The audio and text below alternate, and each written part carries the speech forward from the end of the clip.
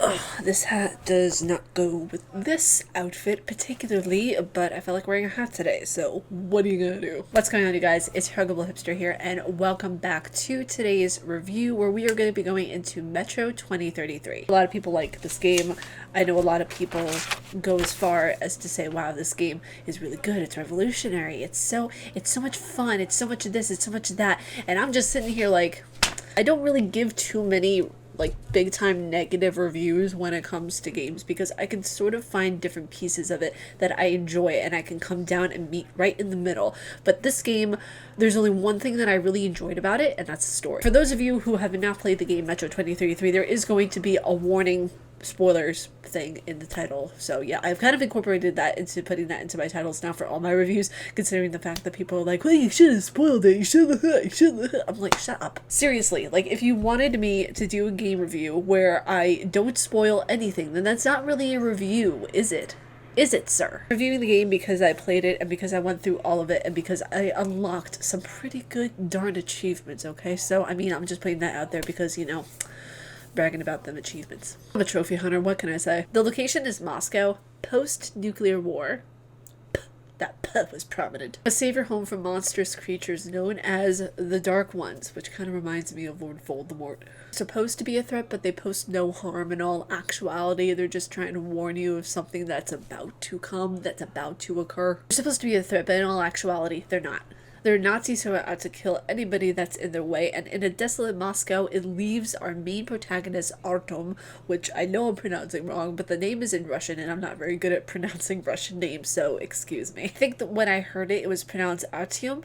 Artyom. Anybody who knows the Russian language, please comment down below. Now, in a desolate Moscow, it leaves our main protagonist, Artyom, to fend for his life for all intents and purposes, but also collaborate with other survivors to make and bring his home to some sort of safe haven. So Metro 2033 is a creation that has parts of Resident Evil-esque concepts, Call of Duty tactics, and parts of history, including references to the war between the Nazis and the Soviet Union. So the game was originally a book, Metro 2033, which I actually have coming in the mail soon. That way I can get the full concept and spectrum of how the story goes. From what I saw, the story is the main thing that really carried this game and brought it to its fruition, if you will, because I really think that any game that gets turned into a game from a book, the book is normally better than the game.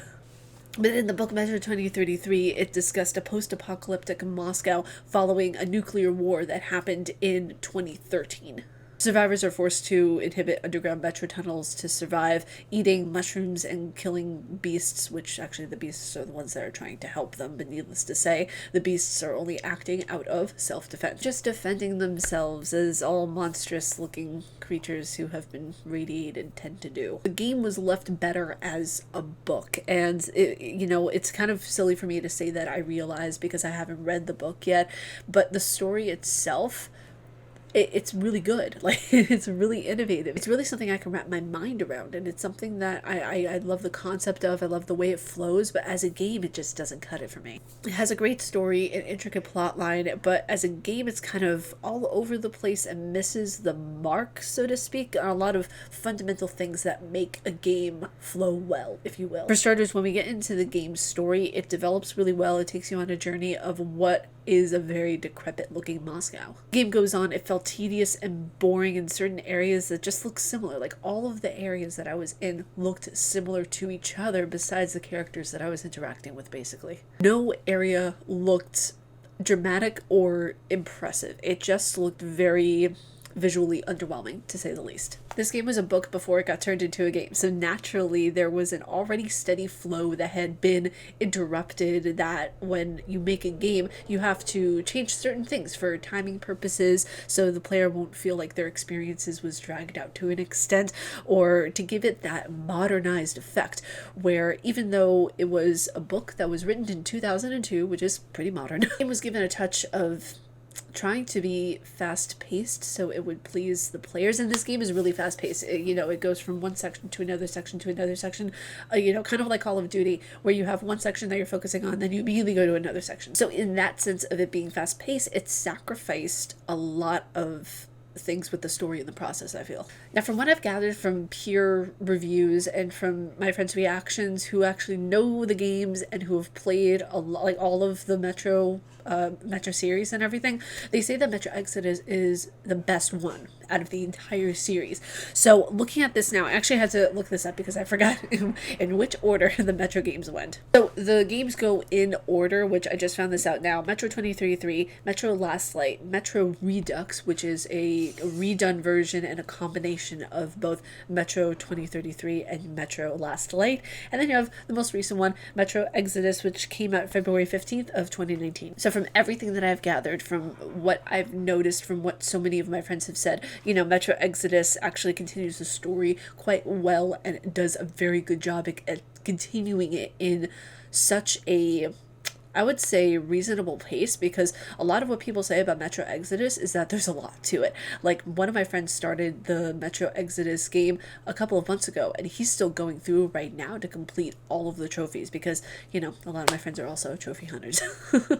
And overall, they just say that, you know, they added more substance to the game. And with a game such as Metro Exodus, there is this kind of like fine balance, I feel, where the game has to travel on a fine line of having good gameplay, a good story, and having good tactics as well. Having one that outweighs or is greater than everything else, it's going to completely damage the game. You have to have all that are equal and none that are outweighing the other without sacrificing the story, the gameplay, or the tactics, because it's just it'll be a mess otherwise. Now, the demons, the monsters, even the visions that Artyom has in the game aren't actually monsters per se. They're more warnings and trying to make a connection with our main protagonist through these different visions that he has. It's kind of a thing of where they're trying to, the monsters are trying to reach a peace accord, I feel. As playing as Artyom, you realize by reading the notes and going through the story and kind of letting, to an extent, the visions that you receive overtake you, and the monsters, you realize that they weren't attacking you. Realize, that they weren't attacking you like I stated above. They were just trying to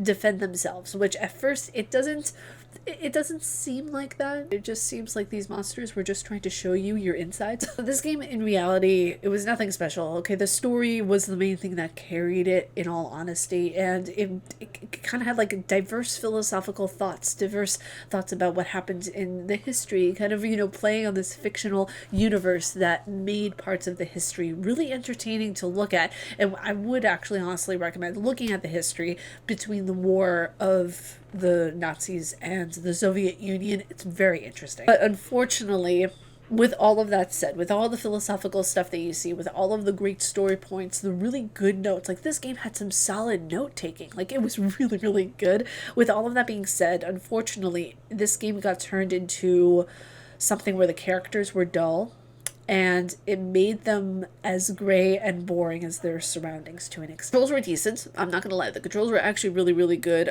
Some of the bugs were annoying to get past. I actually couldn't finish off the last part of the game because at one point when I died from not having a gas mask, I would just float up and I was like, oh, that's cute. But then when I went in to try to like put on the gas mask again in the elevator to go to the next part, it would just happen again.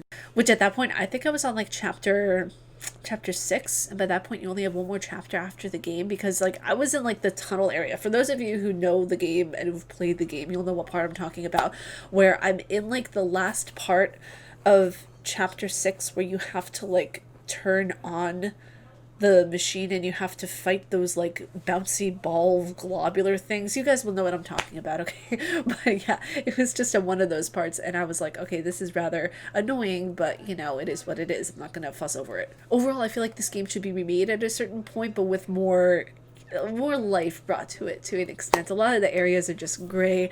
They're boring. They're very, I don't know, they're not really pleasing to go through. Like, I understand that it's a Metro Underground. What more can you do with a Metro Underground, to be realistic here? But I feel like, while it's difficult, it's not impossible. And you know what? I hope whenever I play Metro Exodus that it's more diverse and colorful and a very dreary story. You guys, that's it for me. I hope you all enjoyed this video, and if you guys like my face and what I do, please be sure to subscribe and hit that bell down below, because I make videos every Monday, Wednesday, and Friday. And yes, on Christmas there will be a video, because I'm not Christian. I don't celebrate Christmas, and for those of you who do not celebrate the holidays much either, there will be something there for you guys to watch in case you were bored and you just happen to be on YouTube and you want to click something to watch. It's gonna be there for you. But stay casually nerdy, you guys, and I'll see you all in the next video. Peace.